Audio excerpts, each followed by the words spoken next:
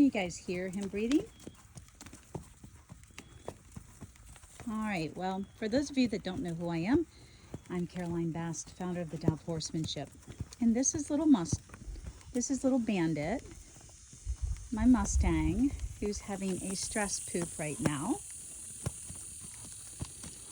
And this video is for all of you out there who have trouble lunging your horses, whether it's a straightness lunge on a small circle like I'm doing right now and guiding him with the whip, or it's a free lunge in a space like this, which is like a 20 diameter meter arena or round pen. If you're having trouble with your horse, meaning they escalate, they change direction on you, they panic, they can't connect, they can't focus, they can't get quiet in the round pen with you or in a lunging, good boy, circle like this, I can help. So I'm going to start switching things up, even though my left hand is holding the lead rope and the phone. He is on autopilot. He is not at all connected to my focus, which I teach, follow the focus, or my energy. So I'm just going to take this whip and just move it around like I'm doing right now. And you notice how he's asking a question, so that's excellent. He stopped and looked at me. That's excellent. Good boy.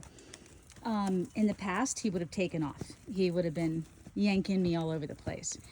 So we're making progress. We have been walking, though, for 5 minutes before I turned this video on.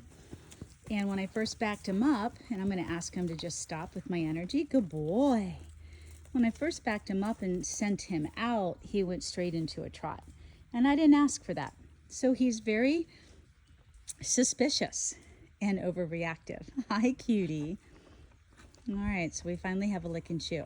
Be nice if he would lick and chew in the work, which would show you that he was really relaxed and processing what is going on in the work. That's why lick and chews are so important. Good boy. So we've gone from one extreme to the other, and this is normal for overreactive horses in the free lunge or online lunging. They're going to go from one extreme to the other, and right now he's not calm, which would be the extreme of panic. He's not calm. He's somewhere in the middle where at least he's asking questions. And so I'm going to send him out again. Yep, I'm going to look, lift, and lead. Good. Good, and the whip just follows. Let's see, I pick the whip up, and he hurries. So the point I'm making is he's halfway there, and this is my gauge. Okay, meaning he wants to connect. He's asking questions. You can see the ear on me. You can see how loose the line is. He feels safe with me enough to start looking at me, which means he trusts me. A horse that doesn't trust you will not look at you. I didn't ask for that. I'm going to exhale. Good boy. And I'm going to push him back out with the whip. Good boy. So you listen to my exhale.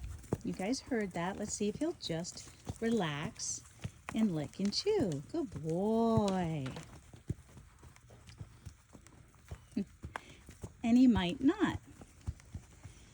So he's on autopilot to some extent, but he keeps asking questions. And that's how you know that you're making progress. And you don't want to do anything. Come here, sweet boy. Anything.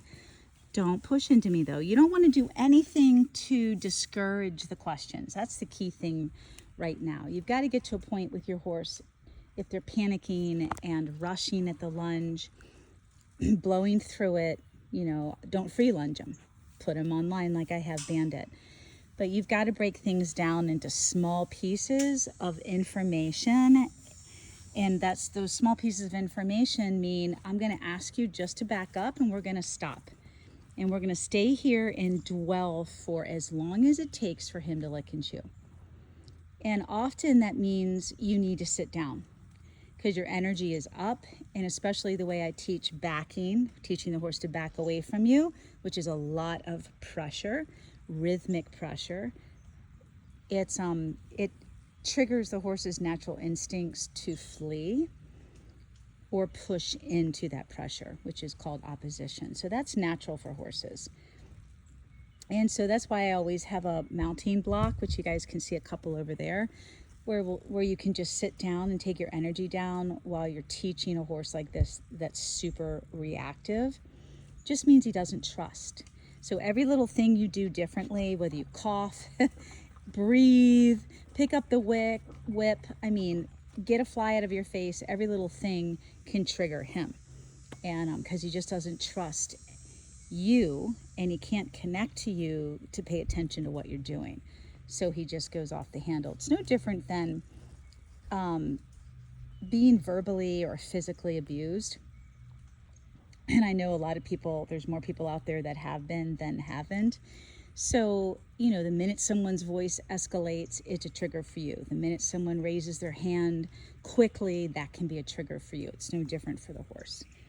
So just keep that in mind when you're working with really reactive horses. You need to take your time. You need to go as slow as possible. You need to interrupt their panic. If you can, keep interrupting it and shutting it down and allowing, this is what we call dwell time, allowing time for him to just decompress, good lick and chew, decompress, process, and relax. Because right now the signs of all of this is his nervous system is being flooded with with endorphin, and we want endorphin because that puts him in his parasympathetic nervous system of thinking, of feeling safe, of feeling calm, and being able to connect. When a horse is reactive, they're in self-preservation mode. That's the opposite nervous system. It's called the sympathetic nervous system. So it doesn't mean you, the other quick thing I want to say is it doesn't mean that you avoid. We're not here to avoid stressing him out.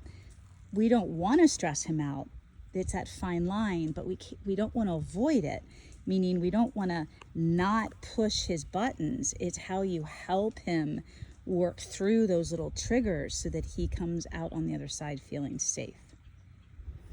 And I have a fabulous starter program, or should I say starter courses for all of this. This is really, you know, training. It's about training tips. It's not about selling. But I have, you know, a bundle where you can get step 1, 2, and 3 to really help you. Look how he's starting to drop his head. Really help you embody yourself, so that how you bring yourself to your horse, the presence that you bring, the, you know, energetic, emotional presence is so important. It's how you show up and how your horse shows up. So I hope that helps you guys. Let me just show you how we're going to take this nice relaxed state. And if you wait long enough, and if I was sitting down, there would be some yawning. Good boy. Very little to get him out, just very little. And of course, I've still got my whip here, nice and steady and quiet, just guiding the body. It's not chasing him. Good boy, but he's got a much lower headset than earlier, and his walk is quieter and a little slower and more relaxed. So I'm gonna ask him to stop. I did that with breath. Isn't that beautiful? So see how tuned in he is? Good boy. But he still stops with a high head, and that's just because he's anticipating or wanting to come in. He's got one ear back and one ear forward. What does it mean when a horse has one ear back and one ear forward? What does it mean when both ears are back, not pinned back? What does it mean when his head's tilting? And what does it mean when both eyes and ears are on you? These are those subtle but not so subtle signs you need to read, because it tells you exactly how your horse feels right now. And being able to read this and then know how or what to do with the information, the feedback, will help you determine what you need to do next. All right, thanks guys. And let me know about the ears and the head tilt.